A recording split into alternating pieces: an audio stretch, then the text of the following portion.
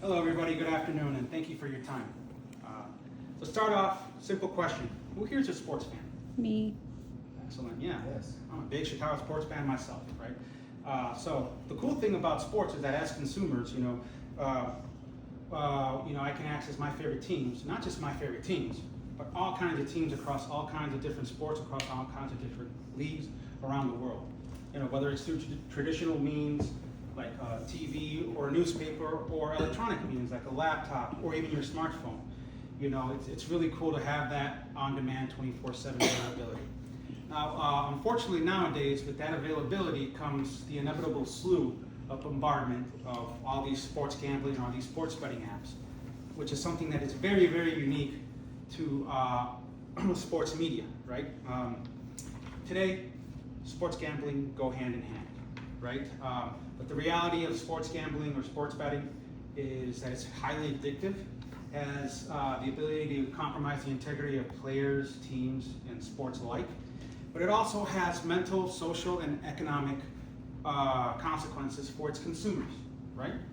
Today, I'm going to inform you about the history, influence, and dangers of sports betting on American society.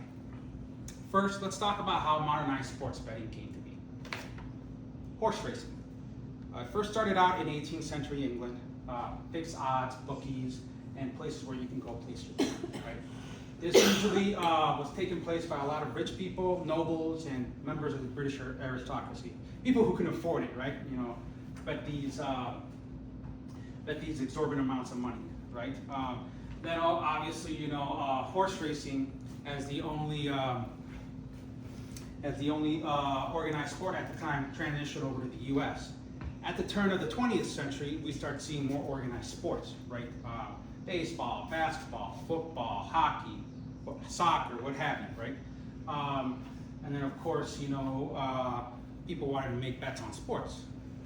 In the U.S., of course, this is illegal through the Wire Act of 1967 and the PAPSA, which stands for Professional and Amateur Sports Protection Act of 1992, which says that the only gambling or the only sports betting that you can do is in certain places in Montana, Delaware, Nevada, and Oregon, right?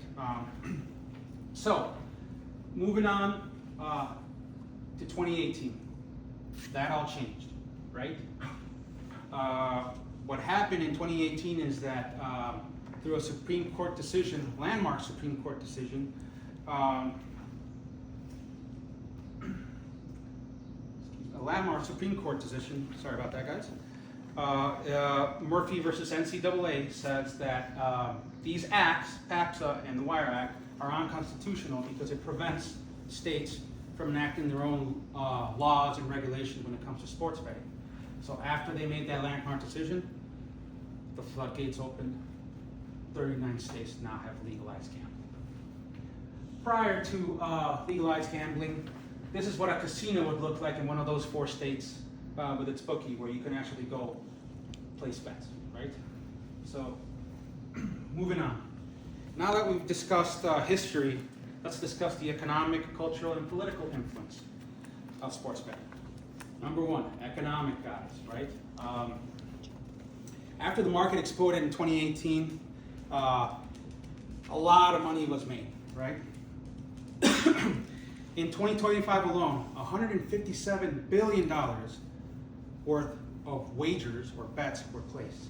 And of those $157 billion worth of bets placed, the states generated $3.2 billion in tax revenue. That's a lot of money, if you tell me, right? Now, a nonprofit organization called Grandview Research did a market analysis of the sports betting industry, right? From 2026 to a hypothetical of 2023. And it says that year over year until 2023, the sports betting market is going to increase by 9% year over year to a final valuation in 2033 of $236 billion. Again, a lot of money, guys. And you know what a lot of money buys you? A lot of influence, both cultural and political wise. So, these sports gambling and these sports betting companies have aligned with a lot of leagues, with a lot of social media and a lot of broadcasters, as you guys can see right there.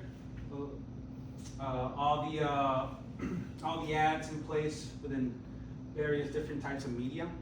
And let me tell you guys, with all that money that they generate, they got the money to hire people like Kevin Hart and LeBron James. And let me tell you guys, they're not cheap, right? So, moving on, political influence. So, these companies make a lot of money, and they want to protect their interests and revenue. So, how do they do that?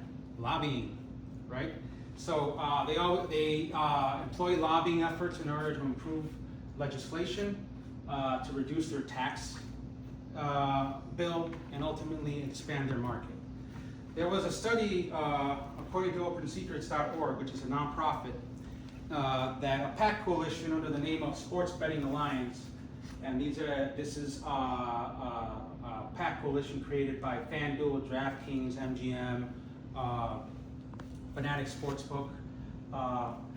In 2025, it says that they pumped $1.5 million worth of money in order for lobbying. Excuse me, guys.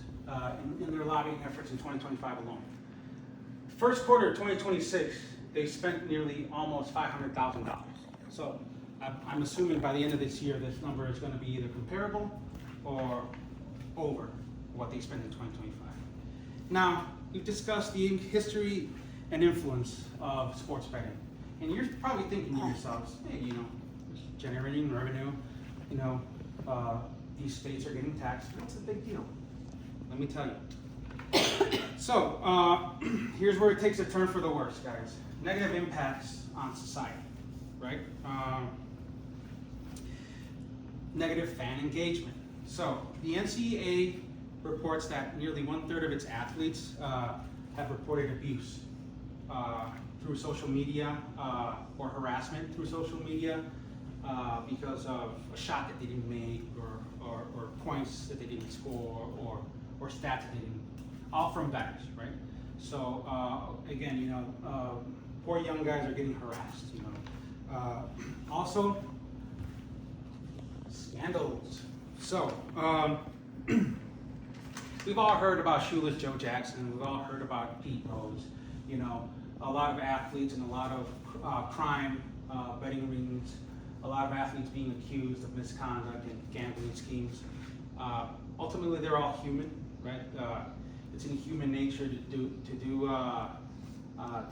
get more, exerting less. So opening up that window is really, or legalizing sports. Sports betting is really, in the best interest of the companies, but not everybody else. Ultimately, it raises integrity concerns of the sports, the teams, and the leagues in question. And now negative social, financial, and mental impacts on the consumers, right? In 2026, there was a study done by Epic Research that there was a 61% increase in gambling disorder diagnoses from the 39 states that legalized sports betting. As you can see in that graphic right there. In contrast, the 11 states that did not legalize sports betting saw a 30% drop in diagnosis in that same time frame, right? The surge is typically among young, unmarried, less educated males. So again, with the accessibility, the gamification, and the normalization of these apps, as you guys can see, you can win this much money. If you bet $1, you get $250 in free bets. This is how much money you can win if you bet $1, X, Y, or Z. So a lot of these guys that have these gambling addictions are already set up to fail, guys. So in conclusion, from its exclusive inception in the 18th century up until now, sports betting, or legalized sports betting, has had tremendous growth, right? Economically, politically, and culturally. While there are clear economic benefits for the states, for the companies, and for the people that are endorsing these products, ultimately the dark side is that it affects the consumer, physically, emotionally, mentally, financially, and it also impacts the integrity of the sports, athletes, and the leagues it represents. So ultimately, guys, think twice about placing your bets. And if you do, know your limits, and good luck. Thank you.